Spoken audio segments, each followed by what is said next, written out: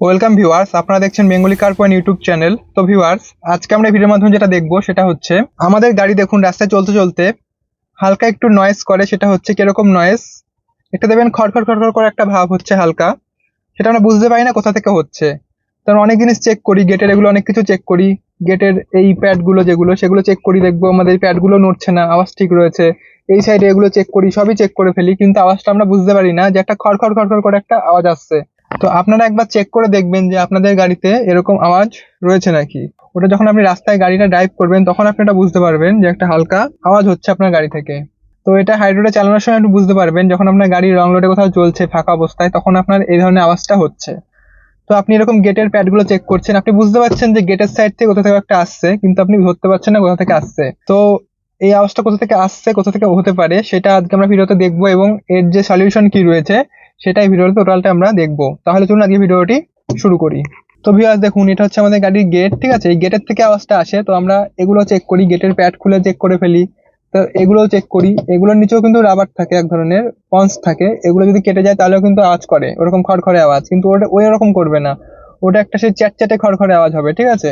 তো ওটা কি জন্য করে দেখুন, আমাদের গাড়ির যে এই রাবার গুলো রয়েছে, দেখুন এই যে রাবার গুলো, দেখুন ভালো কি, দেখুন এখানে যে রাবার গুলো দেখতে পাচ্ছেন, এই রাবার গুলো কি হয় আপনার হচ্ছে, এই রাবার গুলোতে যে লুব্রিকেন্ট ভাবটা থাকে, একটা রাবারের যে নরম ভাবটা থাকে, সেই রাবারের যে নরম ভাবটা যখন কেটে যায়, যেটা শুকিয়ে ডাই হয়ে যায়, এই রাবার গুলো গেটের সাইডে যে এই রাবার গুলো থাকে, এবং আপনার গেটের এই ভেতরে, এই ভেতরে যে রাবার গুলো থাকে, এখানে যে হালকা রাবারিং প্যাডটা যেটা থাকে, এই রাবারিং প্যাডটা দেখুন হালকা নরম রাবারিং প্যাড, এই প্যাডটা যখন ডাই হয়ে যায়, ডাই হয়ে একটা খড়খড়ে ভাব চলে আসে, ডাই হয়ে যায় যখন এইটা এরকম নরম থাকে না, এই সফট ভাবটা থাকবে না, নরম হয়ে যাবে, মানে কেমন হাত দিলে বুঝতে পারবে একটা খড়খড়া ভাব থাকবে, ঠিক আছে, একটা খড়খড়ে ভাব থাকবে। দেখুন এটাতে দেখুন খড়খড়ে ভাব নেই, একদম নরম। তো এরকম থাকবে, এরকম নরম যতক্ষণ থাকবে ততক্ষণ আপনার আওয়াজটা আসবে না, খড়খড়ে ভাব আওয়াজটা আসবে না। তো আপনারা এটা চেক করবেন যে আপনাদের গাড়ির এই জায়গা থেকে এটা হচ্ছে এরকম নরম আছে নাকি। এটা যদি নরম থাকে, আপনার এরকম নরম একটা হাত দিলে বুঝতে পারবেন একটা তেলতেলা ভাব থাকবে, নরম হালকা, মানে নতুন রাবার যেটা বলে, নতুন রাবার একদম চকচকা যেরকম থাকবে সেরকম ভাব থাকবে। তো এটা দীর্ঘদিন গাড়ি চালাতে চালাতে গেট বন্ধ অন মানে অনেক কিছু, বৃষ্টি জল ধুলো সব খেতে খেতে এই রাবারটা শুকিয়ে গিয়ে ডাই হয়ে যায়, ডাই হয়ে যাওয়ার ফলে কি হয়, তবে আমি যে রাবারটা বললাম, এই রাবারটা যখন আপনার আস্তে আস্তে হার্ড হয়ে যাবে, শক্ত হয়ে যাবে, তখন কিন্তু এই রাবারটা আস্তে আস্তে খারাপ হচ্ছে, তখন আপনার গাড়িতে ওই খড়খড়ে আওয়াজটা আসা শুরু করবে।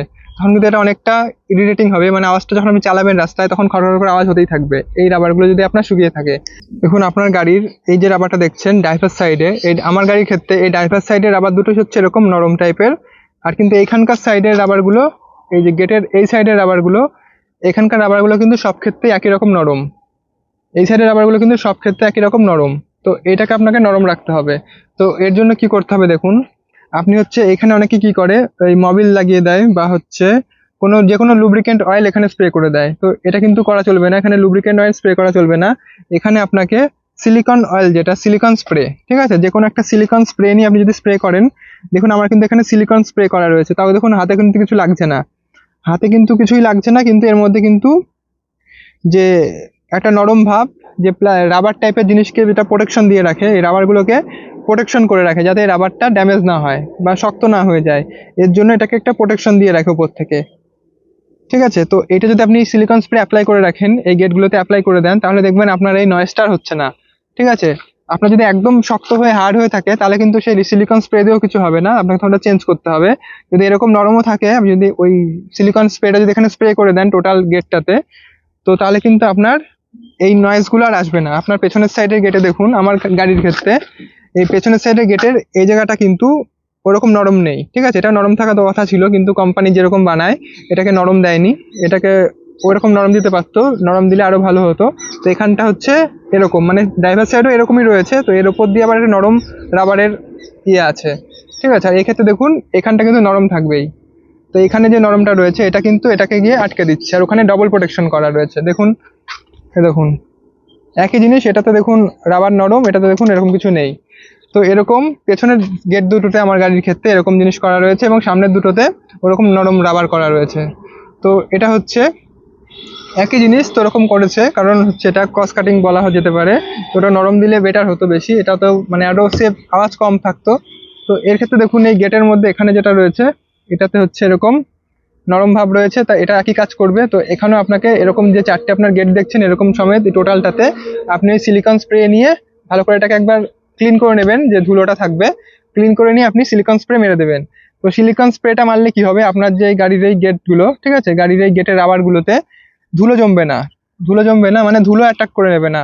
যদি নর্মাল কোনো অয়েল লাগান আপনি, বা কোনো ইঞ্জিন অয়েল বা কোনো লুব্রিকেন্ট স্প্রে লাগান, তাহলে কিন্তু তাতে হচ্ছে ধুলো এসে চিপটে যাবে। তো এটাতে কিন্তু ধুলো চিপটাবে না। দেখুন আমার কিন্তু লাগানো ছিল, কোনো ধুলো লাগেনি, কিন্তু ওটা লাগানোর পর বোঝাও যাবে না যে লাগানো রয়েছে, কিন্তু একটা উপর দিয়ে নরম ভাব হয়ে যাবে। তো এর জন্যই আপনি যখনই পারবেন এখানে সিলিকন স্প্রে এখানে ইউজ করবেন, তাহলে দেখবেন আপনার গাড়ির এই রাবারগুলো নরম থাকবে, তাহলে আপনার গাড়ি চলতে চলতে কোনো আওয়াজ আসবে না। এবং আপনার এটা একটা মেনটেন্যান্সের মধ্যে পড়ছে, এটা আপনাকে করিয়ে রাখা জরুরি, কারণ এটা করলে আপনার গাড়ির এই গেটগুলো থেকে কোনো রকম আওয়াজ আসবে না।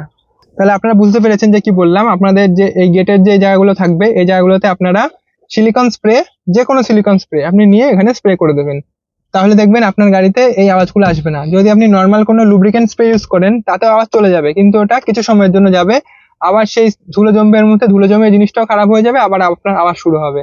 তো তার থেকে ভালো আপনি এখানে সিলিকন স্প্রে করে দেবেন, তাহলে এখানে কোনো আর আওয়াজ আসবে না। আপনি হচ্ছে এখানে ওই সিলিকন স্প্রে ইউজ করবেন, দেখবেন আপনার গাড়ির রাবারগুলো যেরকম ছিল সেরকমই থাকবে। আপনি নতুন গাড়ি হয়ে থাকলে নতুন গাড়ি এরকম মেনটেনেন্স করবেন, আপনার রাবার এরকমই থাকবে, নষ্ট হবে না। কোনো রকম রাবার পার্টসের জন্য ওই সিলিকন স্প্রে, ঠিক আছে, ওইটা স্প্রে করলে আপনার প্লাস্টিক আর রাবার এর জন্য সিলিকন স্প্রে, তো ওটা আপনি স্প্রে করবেন, তাহলে আপনার এই গেটগুলো আর কোনো আওয়াজ করবে না।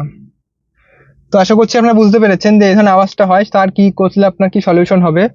তো যদি ভিডিওটা আপনার ভালো লাগে, ভিডিওটা আপনারা লাইক করবেন, চ্যানেলটি সাবস্ক্রাইব করে দেন, পাশে থাকা বেল আইকনে ক্লিক করে অল করে দেবেন, যখন কোনো ভিডিও আপলোড করে আপনার কাছে নোটিফিকেশন সবার আগে পৌঁছে যাবে। তাহলে আজকে ভিডিওটা এখানে শেষ করছি, দেখা হবে পরে কোনো নেক্সট ভিডিও, ততক্ষণের জন্য গুড বাই।